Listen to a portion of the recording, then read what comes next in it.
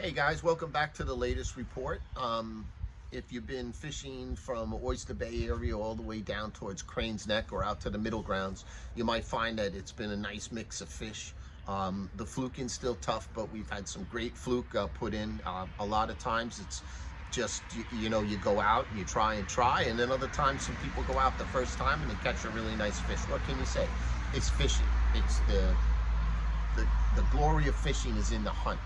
It seems like once you get the fish, you get your pictures you can eat or throw it back. It's up to you. But wow, the hunt is the best part. And fluke and striped bass and blue fishing is really about like fine tuning the hunt. And there's nothing more than that. Don't expect to go and be paved with large numbers of fish. You'll have those days at times, but don't feel bad if you go out and you have your regular mix. We still have plenty of porgies around. There's still shorts fluked. I think the larger ones are going to be shifting from brush pile towards 15. They like that ledge area because all along that ledge you'll ever notice there's lots of fish pots, and the fish pots are there because there's life. So the fluke they make their way, and sometimes they might transition over to Connecticut. Always in August they start heading to the west, it seems like, and you'll pick them up at places like Execution Rocks. And again, all these areas are much different than earlier in the season when it's a sandy bottom, working on the sand eels. Lots of stuff are working on the sand eels now, and we have tons of bay anchovies, and they're spearing everywhere. And porgies love them, small porgies particularly. So in those areas where you find a lot of bait fish, you're going to find some smaller fish that have, coming from the spawn, and you'll find your predatory fish right behind them in that food chain. And it's usually going to have fluke mixed in there, sea bass, striped bass, and bluefish. While I haven't really seen any large bluefish up to 4 or 5 pounds, sure, but what's fun for the kids and people is a lot of these snappers are now moved into the local docks here. You've got them over in Huntington, Northport, they're in Oyster Bay, and great time, put in a couple hours.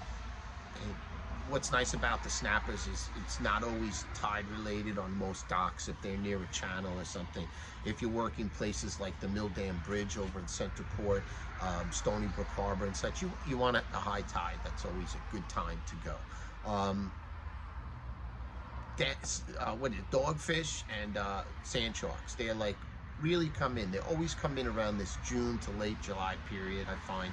And what they're going to do is generally push out a lot of the smaller fish. So out in the triangle area, some of the typical spots out in 15, if you're chunking and such, you might find that you're going to pick up a lot of dogfish. So you might switch up your strategy a little bit and move back into the harbor.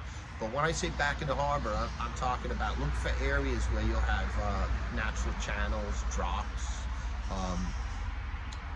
coming from the sound all the way into the back of the harbor. The beauty with us is that, remember, we have springs, a lot of natural springs in the back of these harbors. So if you can figure out like where natural springs are located, as the water temps, which are now around 72, 73 degrees, that natural spring coming out of the water is going to be, like 50, 52. So if you have deep drops in those areas, you'll find these fish, they sit in the hole because the bait fish really like the difference of temperature and they feel safe, and predatory fish will kind of wait on the outgoing tide, and they hammer these small bait fish that will hang up in the reeds.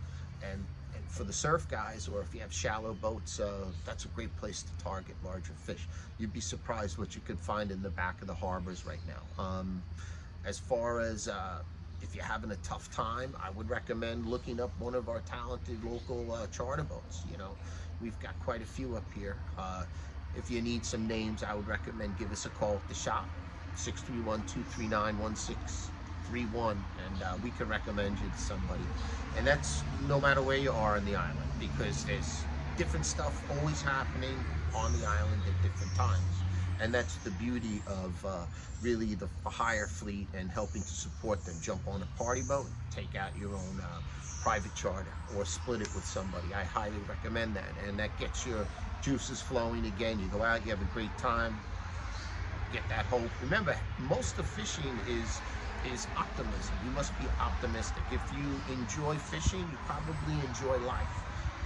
And I would say focus that type of a philosophy on your job, on your friends, on your family, maybe on your own personal discipline, and find solace in knowing that the optimism that you bring into your life, it really it shines, and people will notice that. And I have nothing else to say this week other than I look forward to the next report. I'm not going to be knocking them out every week. You don't want to hear the same information regurgitated. You want to hear information. So let's see what happens next week. I'm going to watch the change. I think we'll be coming up to the moon, so I'll have a few words to say on that and hope you with you fishing strategies. Again, information, you can always come to the shop. If you have any rod or reel repairs, this is the place. Fast turnover and expert service. I bid you peace and tight lines.